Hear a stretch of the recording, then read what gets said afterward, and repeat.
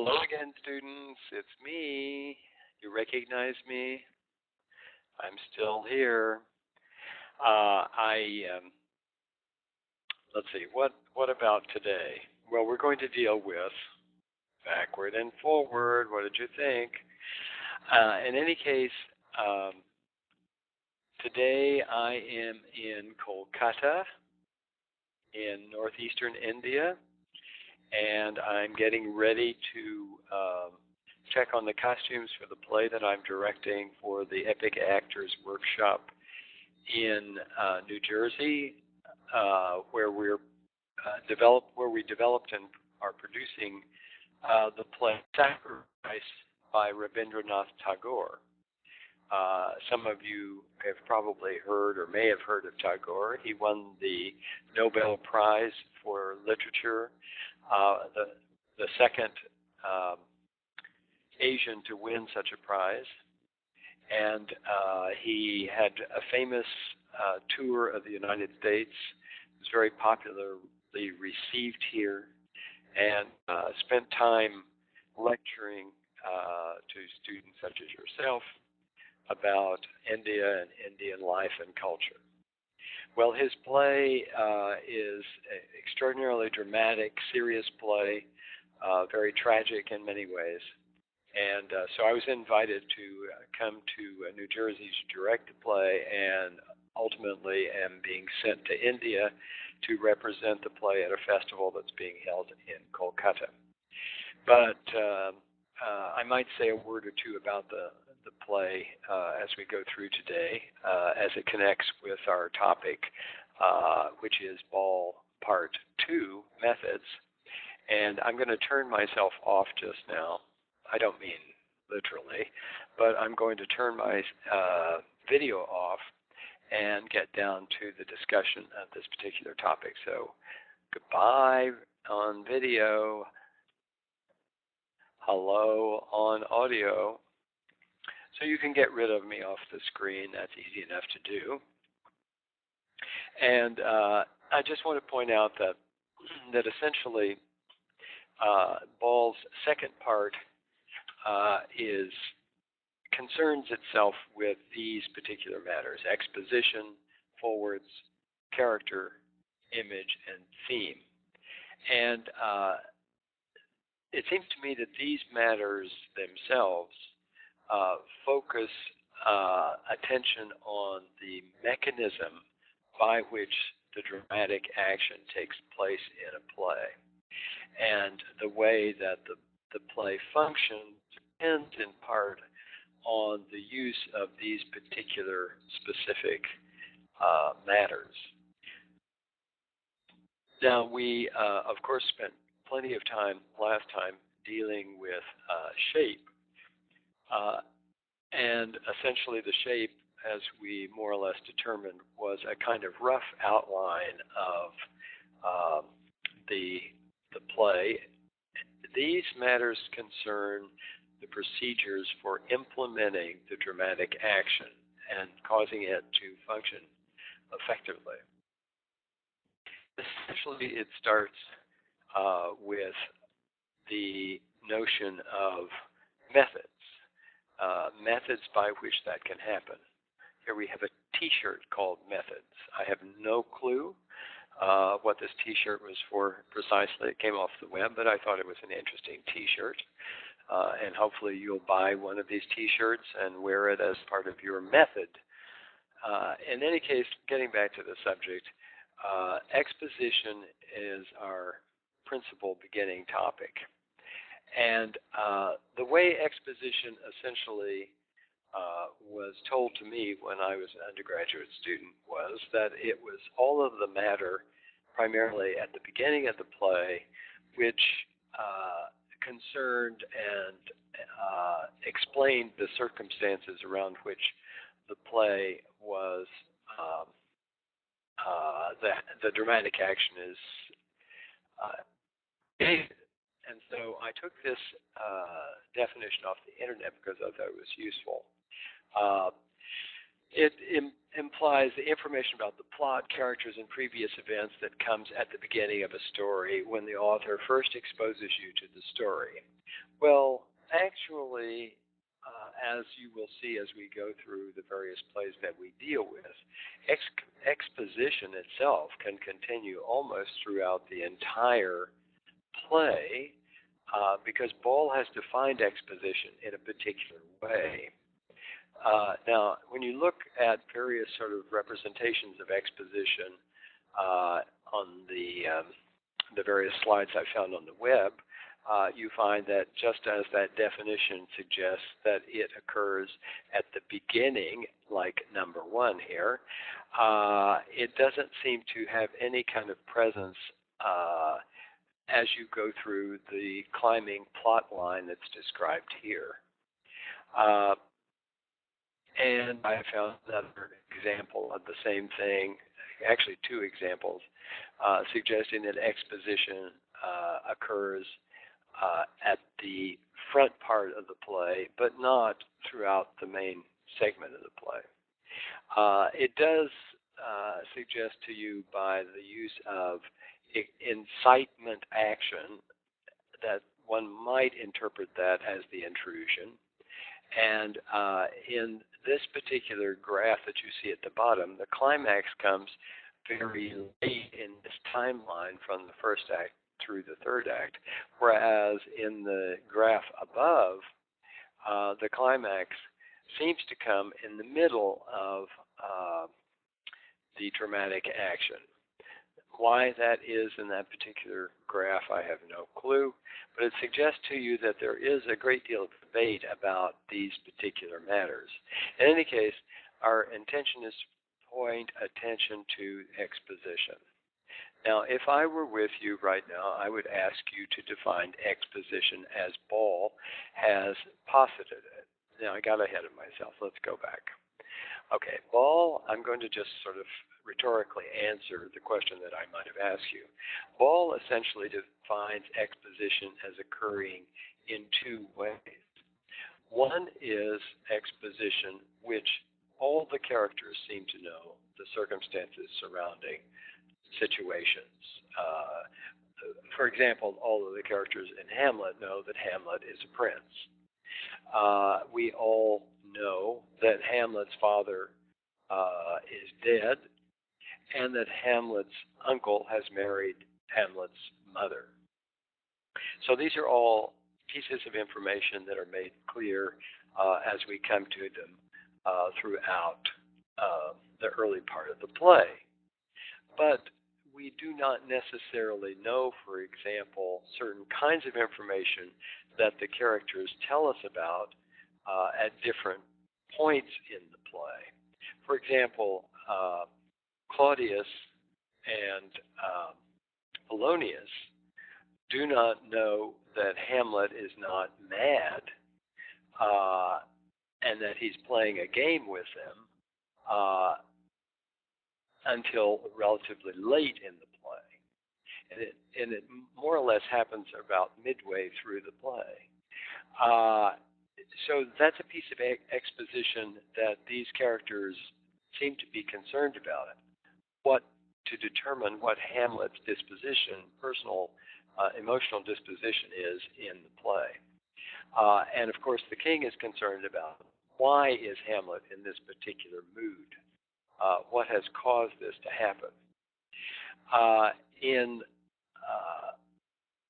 the play, as we begin to see it unfold, there are various pieces of information in Hamlet that are kept from individual characters.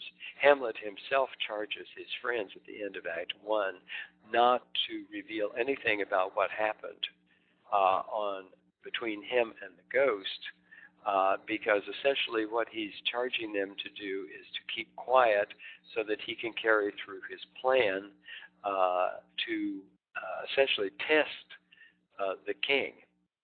And so it is suggested that Hamlet is going to pretend that he is mad, and mad meaning crazy. And in that sense, he's going to play a role. So that raises the whole issue about role playing in this particular work. In any case, so exposition can be information that's known by most or all the characters, and then it's material that is known by only one or a few characters, and it comes to be revealed to other people. But it doesn't necessarily have to be material that is known at the beginning of the play only.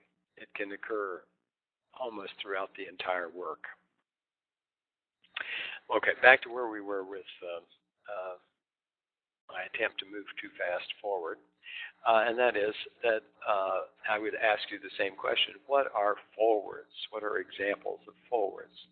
So I hope you will be looking, when you're looking at, especially you start examining trifles, if you could identify specifically what are examples of forwards in that play. Well, forwards, as Ball seems to indicate to you, are materials that cause audiences to want to know what is going to come next. It moves the action of the play in such a way that the audience is kept in anticipation of the next thing that's going to happen. Because essentially what playwrights try to do with their dramatic action is hold the attention of the audience so that they want to find out what may happen in the next part of the play. And for that reason, then they will be happy to be glued to their seat if the play itself leads them to want to know what's going to happen. Just as you and I use football all the time as kind of an analogy, just as you want to know at the end of the first quarter whether the score is going to go in favor of your particular team or it's going to go in favor of another team.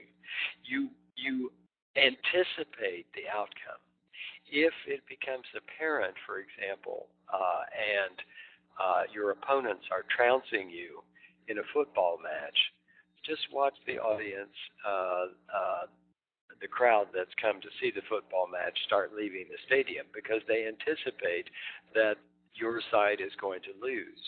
But what keeps them glued to their seats is a close rivalry in which there are only a few points difference between your opponents and yourselves. And the audience, the crowd, is excited to know what the outcome is going to be. So the whole thing in theater is to keep that same principle functioning. What will happen next? That's what a forward is, keeping the audience glued to their seat and wanting to know what's going to happen next. And it could be defined as anticipation. In this particular slide, what will happen when this mountainous wall of water falls? Will it kill the little figures that seem to be surfing in the foreground? And finally, anticipation in this particular instance is defined as the electricity of childhood, the excitement of growing up, the excitement of participating in life, the excitement of wanting to engage and figure out what's going to happen between now and when I fall asleep at night. Another part of another section, another chapter in part 2 deals with character. And essentially, Ball defines character in this way, that one can never know in a play everything that one needs to know about a character, because playwrights haven't given you all of the details that an actor gives you when they play the role. So that means that character is like a blank check. The playwright gives you a blank check on which the actor writes the character. So in terms of casting, that makes casting extremely important in the outcome of any production, because a different actor can bring different life to every one of the characters that you see in the play. I've taken just an example here from Alice in Wonderland because characters, as defined in Alice in Wonderland, have certain features, and yet different artists have depicted these characters in different ways.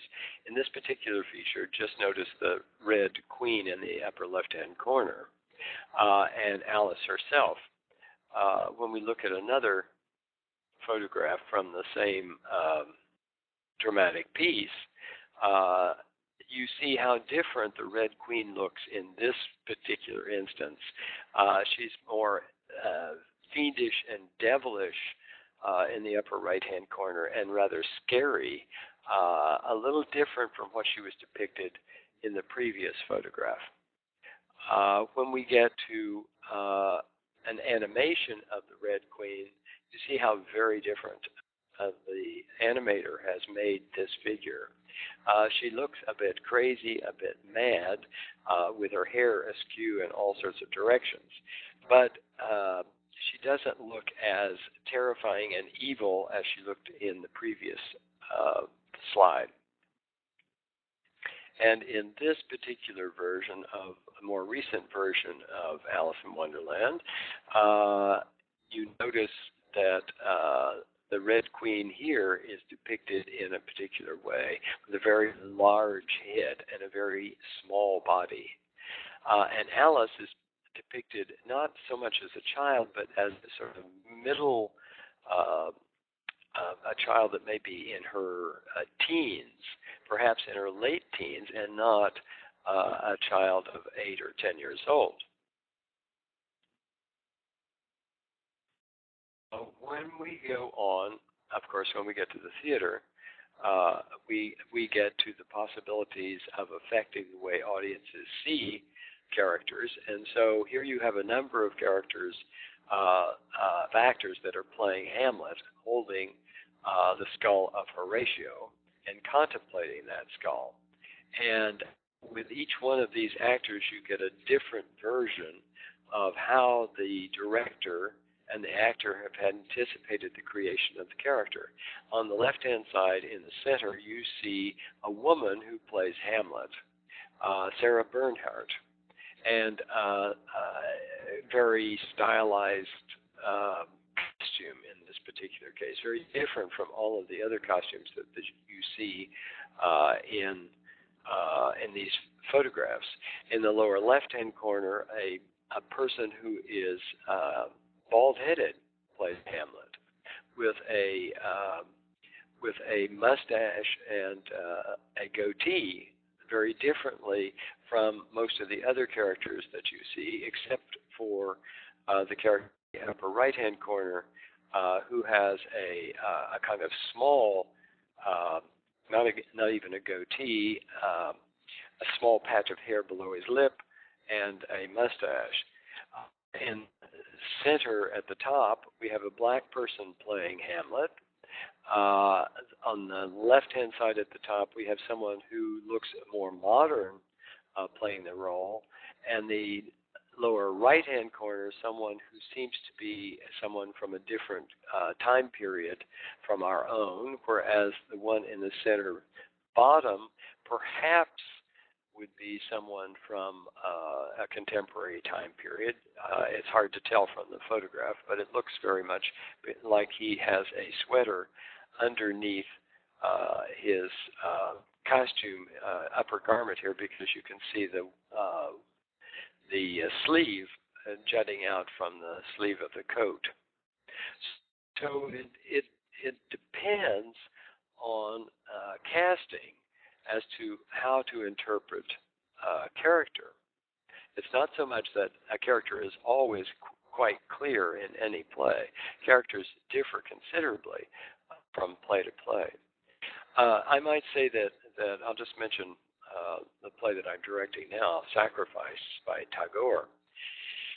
The play was written most probably with the intention of a love affair occurring between a young man who has been living in a temple environment for some years now, and a young woman who has a beggar woman that he falls in love with.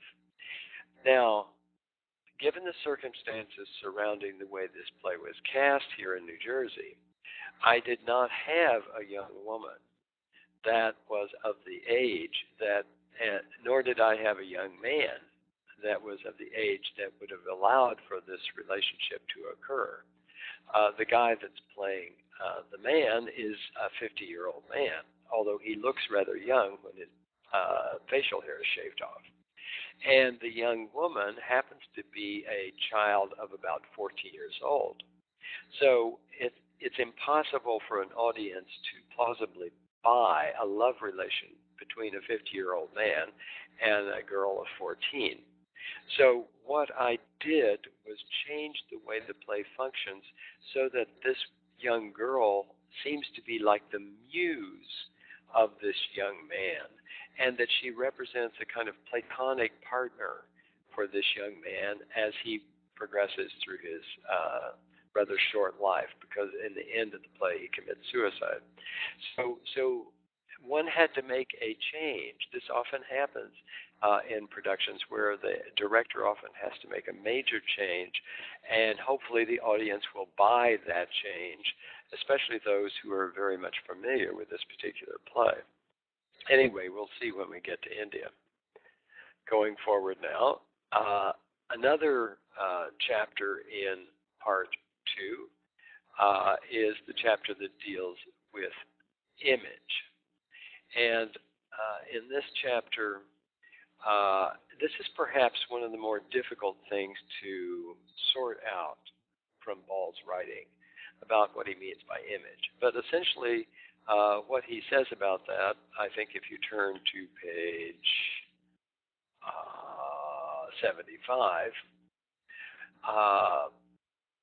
he says that an image is the use of something we know to tell us about something we don't know. And it tends to be, it evokes and it expands understanding rather than defines and limits our understanding. It calls up associations that are not precisely the same for the audience members to audience members, so provide a particular personal kind of communication that exists between audience and the play. So that here I have some examples of different kinds of moons as they're depicted in photographs. In this moon in the upper left-hand corner, this seems to be the moon as we see it through a telescope. And it seems to be cold, icy, and not at all warm and friendly. Whereas the moon in the lower left-hand corner appears to be orange-yellow, dynamic, and has a warm tone to it.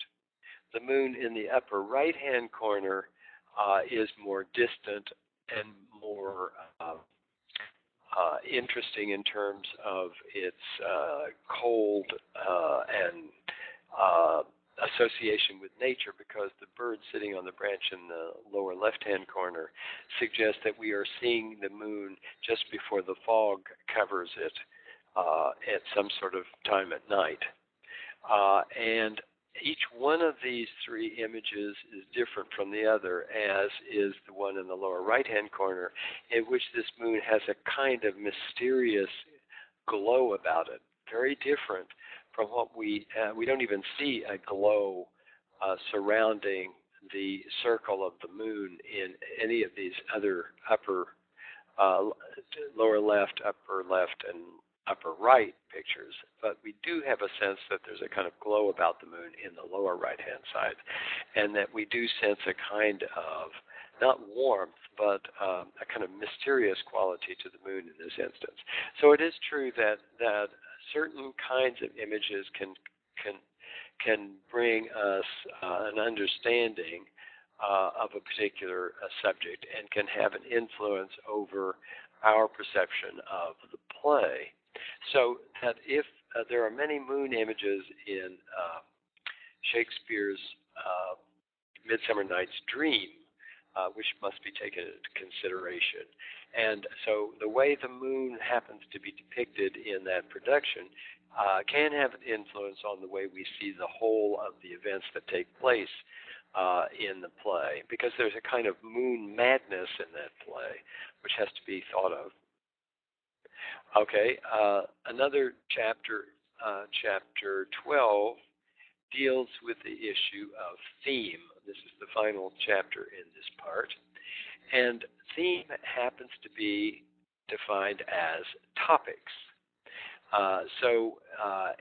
In particular, theme can also relate to the way a character is depicted on stage and defines the kind of theme of the work itself. In this case, this is Richard III, and the actual Richard on the right-hand side, a painting of the actual Richard, suggests to you that this is a relatively not handsome, but certainly not ugly king.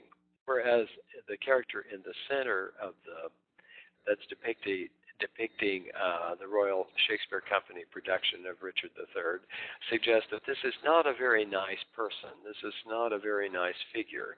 And the hunchback that you see Richard having here is not at all prominent in the painting of Richard, and the kind of lameness of the character on the left playing Richard III suggests to you that there's quite a bit of difference among these different figures. And that's because in producing a work, decisions have to be made that help to define what the theme of the play is, and that the characters help to carry that theme forward throughout the whole work itself. So theme itself is a topic of a play. And so the topic of the play Richard III that you saw earlier might well be that on the right-hand side of a noble but somewhat severe prince, whereas the character in the center might suggest to you a sinister and almost Dracula-like evil character. Even notice the kind of crutches that he uses. And the character on the left, excuse me, who doesn't support himself with crutches, but has a lameness in his legs, suggests a deformed figure. And so deformity of person and deformity of personality might be one of the themes that both the center and the left-hand side photographs suggest to you about those productions. So theme is another way of talking about topic. And in this particular instance, we see how if we take music, we can talk about music from the types of music. We could examine music as classical or jazz or blues or rap, etc. Or we could talk about music as it relates to software or acoustics, MP3 files, etc. Or we could talk about individual artists on the right-hand side, individual performers, bands, songwriters, what it would be like to pursue careers in music. All of those are different themes that are all part of one sort of overview theme of music itself. So every play has a series of themes that you can define, and they can be defined in a wide variety of ways, and essentially they should be expressed in a wide variety of ways. So when you're looking at the plays that we're looking at this semester, try to make note of specific individual themes that you think exist in each one of the plays, and there may be a lot of them. There's no doubt that in Hamlet there are dozens of them. In this particular slide, this is a subject concerning climate change, and in the lower left-hand side, it talks about evidence of climate change may be one of the themes, and then individual sub-themes are the rising sea levels, melting glaciers, warming oceans, etc. These may be sub-themes of the major theme of examining evidence that would lead us to believe that there is such a thing as climate change. In any case, so this happens to be I think the final slide, and then we go back to the main slide of this particular set of things. Now, as I did on Wednesday, I want to just take you once again. I did this for another for this class, and so I want to just urge you once again to examine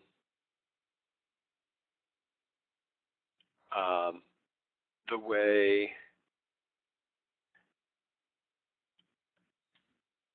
No, I take it back. I'm not going to do this right now. I'm not going to do this right now. I'm going to, in fact, try to upload very quickly one of the files that I have for the production of the play that I'm directing now. If I can find it, of course. Let's see. It's one of these. Oh, yes, here it is. Okay. All right. I'm just importing it very quickly. Oh, it's not going to be importable. I take it back. What a shame. Okay. Well, in any case, I think it's important for you to carry away these issues. First of all, the issue is that the first part of Ball attempts to deal with the overall shape of a production without getting into the details about how that functions or occurs. The second part tries to deal with more specifics related to how that shape occurs through exposition, forwards, character, theme, and image. And so if you just think of these two things as being dependent on each other, I think you will have captured exactly what the essence of what I wanted to say happens to be. Now, undoubtedly, we're going to come to Ball over and over again through this semester. So I urge you to read Ball, and the next time we meet, you should, in fact, see the final chapter, or the final part of Ball, Tricks of the Trade, which essentially finishes up what he has in mind for communicating to you about the subject of script analysis. And essentially, Tricks of the Trade is sort of a miscellaneous category of material that I think that he found difficult to put in any of these two slots under shape or methods. And so he's created a kind of miscellaneous category for you to consider. Okay, so I hope you're going to have a good weekend, and you will be back in the harness again on Monday for Tricks of the Trade. And if you have any questions, I'm sure that the person who is sitting in the classroom or standing in the classroom with you will be able to answer those questions effectively. And if you have really serious problems, email me. I'll try to respond as soon as I can. And I bid you all adieu. Thank you for listening, and thanks for watching.